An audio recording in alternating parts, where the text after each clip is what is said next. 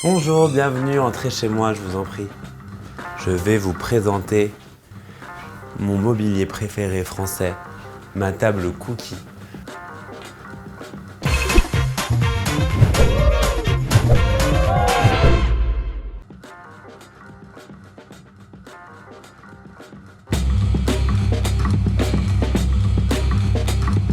Donc là on est chez moi, dans mon petit appartement parisien. Je l'ai pensé un peu comme mes restaurants, donc avec cette cuisine ouverte qui invite vraiment à aller cuisiner.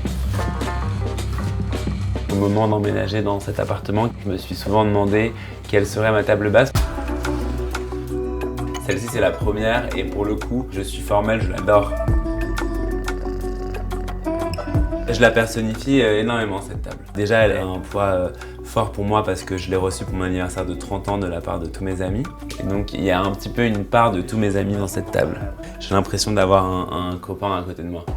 Et puis en plus elle appartenait d'ailleurs au développement d'un projet d'un restaurant.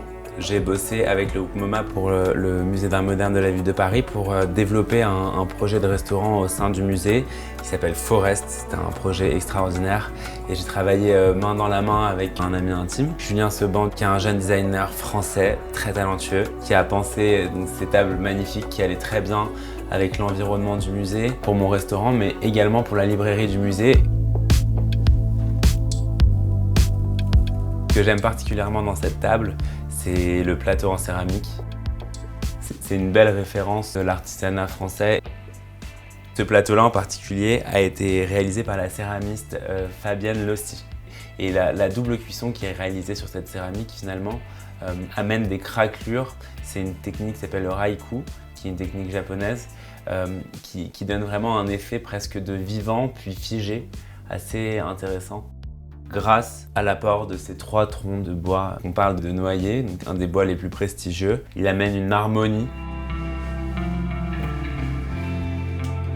La table est constamment le réceptacle de mes nouvelles idées. Je pense toutes mes nouvelles recettes ici. Cette table m'accompagne aussi pour pouvoir nourrir un peu de tous les éléments qui m'entourent, que ce soit des bouquins d'art, de musique, de voyage ou même de cuisine évidemment. Et puis tout plein de petites feuilles sur lesquelles je dessine ce qui me passe par la tête. Pour moi, c'est fondamental de savoir ce qu'on achète, où on l'achète, à qui on l'achète et quelle industrie on fait vivre derrière. Je veux travailler avec des artisans français pour faire perdurer cette industrie.